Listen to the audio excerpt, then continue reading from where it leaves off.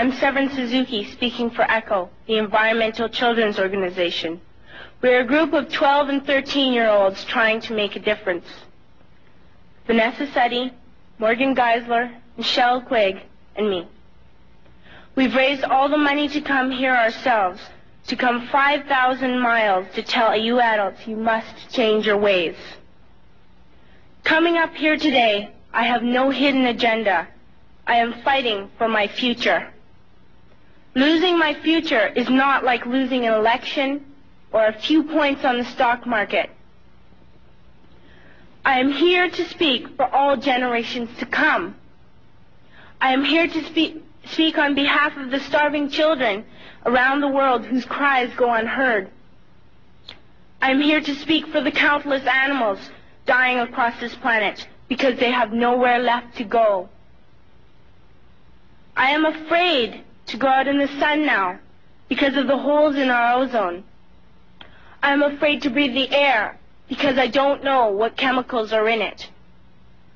I used to go fishing in Vancouver, my home, with my dad, until just a few years ago we found the fish full of cancers. And now we hear of animals and plants going extinct, every day vanishing forever.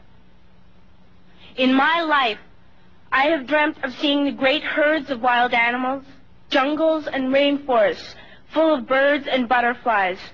But now I wonder if they will even exist for my children to see. Did you have to worry of these things when you were my age? All this is happening before our eyes, and yet we act as if we have all the time we want and all the solutions. I'm only a child, and I don't have all the solutions. But I want you to realize, neither do you. You don't know how to fix the holes in our ozone layer. You don't know how to bring the salmon back up in a dead stream. You don't know how to bring back an animal now extinct. And you can't bring back the forest that once grew where there is now a desert. If you don't know how to fix it, please stop breaking it. Here, you may be delegates of your government, business people, organizers, reporters, or politicians, but really, your mothers and fathers, sisters and brothers, aunts and uncles, and all of you are someone's child. I'm only a child, yet I know we are all part of a family, 5 billion strong, in fact 30 million species strong, and borders and governments will never change that. I'm only a child, yet I know we are all in this together and should act as one single world towards one single goal. In my anger, I am not blind, and in my fear, I am not afraid of telling the world how I feel. In my country, we make so much waste. We buy and throw away, buy and throw away, buy and throw away, and yet northern countries will not share with the needy. Even when we have more than enough, we are afraid to share. We are afraid to let go of some of our wealth. In Canada, we live the privileged life, with plenty of food, water, and shelter. We have watches, bicycles, computers, and television sets. The list could go on for 2 days. 2 days ago, here in Brazil, we were shocked when we spent time with some children living on the streets. This is what one child told us. I wish I was rich. And if I were, I would give all the street children food, clothes, medicines, shelter, and love and affection.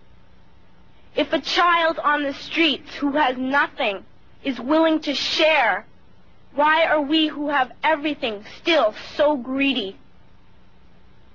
I can't stop thinking that these are children my own age, that it makes a tremendous difference where you are born. That I could be one of those children living in the favelas of Rio. I could be a child starving in Somalia, or a victim of war in the Middle East, or a beggar in India.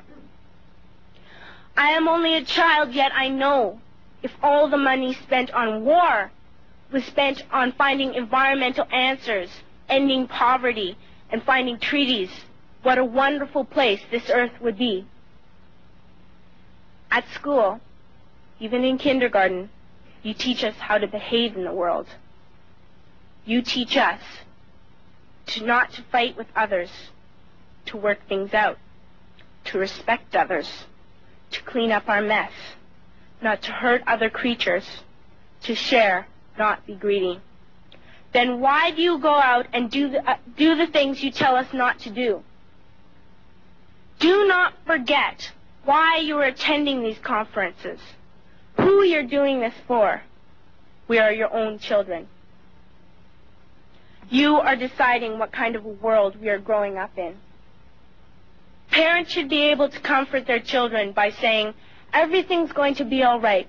It's not the end of the world, and we're doing the best we can. But I don't think you can say that to us anymore. Are we even on your list of priorities? My dad always says, you are what you do, not what you say.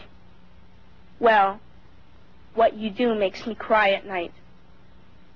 You grown-ups say you love us, but I challenge you, please, make your actions reflect your words. Thank you.